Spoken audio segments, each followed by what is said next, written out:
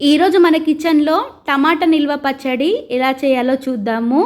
ఇలా పచ్చడి పెట్టారంటే నెల రోజుల వరకు నిల్వ ఉంటుంది. చాలా రుచిగా ఉంటుంది. ఇంట్లోనే ఇలా ఈజీగా చేసుకోవచ్చు టమాటా పచ్చడి. లేట్ చేయకుండా వీడియోలోకి వెళ్దాం పదండి. ముందుగా పచ్చడి కోసం టమాటాలను అయితే తీసుకోవాలి. ఇక్కడ నేను పచ్చడి కోసం 1/2 కిలో టమాటాలను అయితే తీసుకొని ఒక 2 సార్లు మంచిగా కడుక్కొని బౌల్లో అయితే వేసేసుకున్నాను. తర్వాత ఇక ఈ సైజులో అయితే ముక్కలను అయితే కట్ చేసుకోవాలి.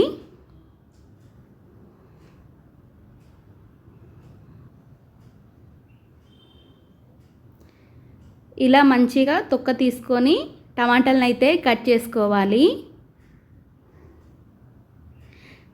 ఏమైనా పురుగు కూడా ఉంటే జాగ్రత్తగా చూసి కట్ చేసుకోండి. తెల్ల పురుగు ఉంటుందండి. సో టమాటాల్లో కంపల్సరీగా చూసి కట్ చేసుకోండి. ఏమైనా పుచ్చు కూడా ఉంటే తీసి కట్ చేసుకోండి.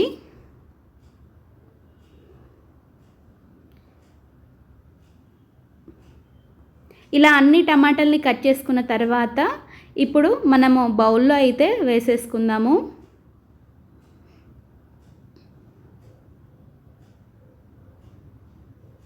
తర్వాత స్టవ్ ఆన్ చేసుకొని కడాయి పెట్టుకొని 1/2 టేబుల్ స్పూన్ ఆవాలు, 1/2 టేబుల్ స్పూన్ జీలకర్ర వేసుకొని దోరగా వేయించుకోండి. 1 నిమిషం పాటు. ఎక్కువ మాడనివ్వకండి, సిమ్లో పెట్టి వేయించుకోవాలి దోరగా.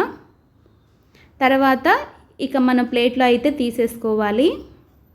అదే ప్యాన్లో మనము ఆయిల్ అయితే పోసేసుకోవాలి. ఒక 2 పావుల వరకు పోసుకోండి. పోసుకొని మనం ముందుగా కట్ చేసి పెట్టుకున్న టమాటా ముక్కల్ని వేసేసుకోవాలి. తర్వాత 1 టేబుల్ స్పూన్ ఉప్పు, 1 టేబుల్ స్పూన్ పసుపు వేసుకోండి. అలాగే చింతపండును తీసుకోండి. ఒక పెద్ద సైజు నిమ్మకాయ అంత సైజు చింతపండును అయితే తీసుకొని ఒక 2-3 సార్లు మంచిగా కడుక్కొని ఈ విధంగా మనకి ముక్కల మీద అయితే వేసేసుకోండి. టమాటా ముక్కల మీద వేసుకొని మంచిగా కలుపుకోండి.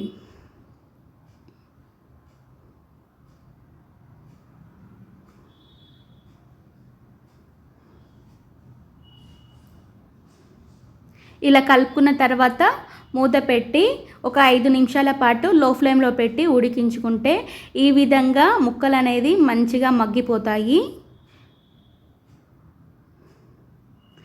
ఇలా స్పూన్తోని మంచిగా ప్రెస్ చేయండి.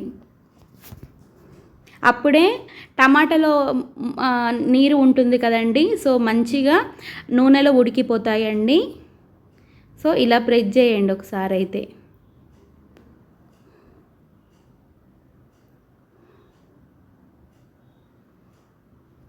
మంచిగా ఇలా ప్రెస్ చేసి మంచిగా కలుపుకోండి ఒకసారి అయితే.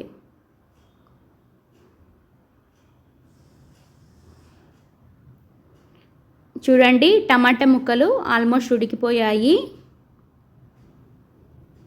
తర్వాత మళ్ళీ మూత పెట్టి ఒక 3 నిమిషాల పాటు మంచిగా ఉడికించుకుంటే మనము పక్కకు పెట్టేసుకోవాలి ఉడికించుకొని. తర్వాత ఇక్కడ ఎల్లిగడ్డనైతే ఒక గడ్డ తీసుకొని మంచిగా పొట్టు ఒలిచి గిన్నెలో అయితే పెట్టేసుకోవాలి. తర్వాత మనము ముందుగా అయితే జీలకర్ర ఆవాలు అయితే మంచిగా వేయించి పెట్టుకున్నాం కదా, సో మెత్తగా ఒక 2-3 సార్లు మిక్సీ పట్టేసుకుంటే మనకు మెత్తగా అవుతుందండి. ఈ విధంగా మంచిగా పట్టేసుకోవాలి.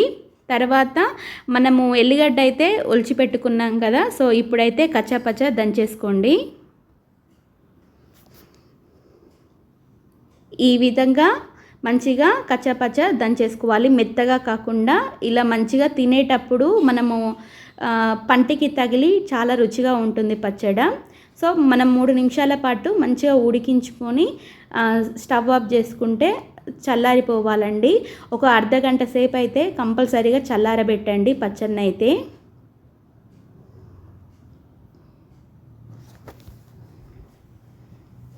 తర్వాత స్టవ్ ఆన్ చేసుకొని చిన్న ప్యాన్ పెట్టుకొని ప్యాన్ బాగా హీట్ అయ్యాక ఒక 4 పావుల వరకు నూనె పోసుకొని నూనె బాగా హీట్ అయ్యాక 1 స్పూను జీలకర్ర ఆవాలు, ఒక 2 ఎండుమిర్చి చిన్నగా కట్ చేసుకొని వేసుకోవాలి. అలాగే మనం ముందుగా అయితే ఎల్లిగడ్డనైతే దంచి పెట్టుకున్నాం కదా, సో అది కూడా వేసేసుకోండి. సిమ్లో పెట్టుకోండి మంట అయితే. ఇప్పుడు కలుపుకోండి.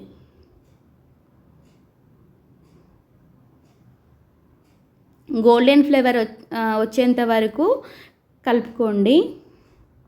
ఎక్కువ మాడనివ్వకండి పోపు. సో ఇక స్టవ్ ఆఫ్ చేసేసుకోండి. కొద్దిసేపు నూనెలో ఉడికిపోతాయి కదా, సో మంచిగా ఎర్రగా అయిపోతాయి. తర్వాత చల్లారాక టమాటా ముక్కలు ఎప్పుడైనా చల్లారినాకనే కారం వేసుకోండి, అప్పుడే ఎక్కువ రోజు నిల్వ ఉంటుంది. ఇక్కడ నేను కారం అయితే ఉప్పు వేయని కారం అండి. సో నేనైతే ఒక 2.5 స్పూన్ల కారం అయితే వేసుకున్నాను.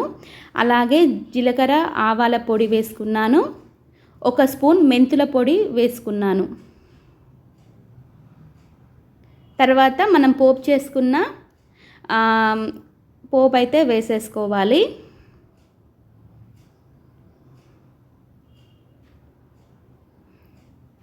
వేసి మంచిగా కలుపుకోండి ఈ విధంగా.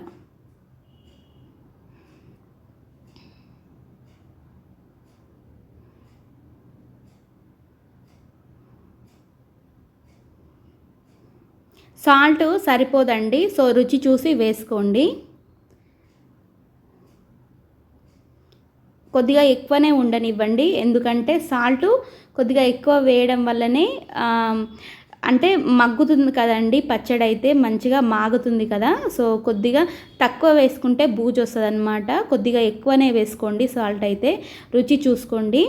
రుచి చూసుకొని ఈ విధంగా మంచిగా కలుపుకుంటే టమాటా నిల్వ పచ్చడి రెడీ అయిపోతుందండి. చాలా రుచిగా ఉంటుంది. మీరు కూడా ట్రై చేయండి.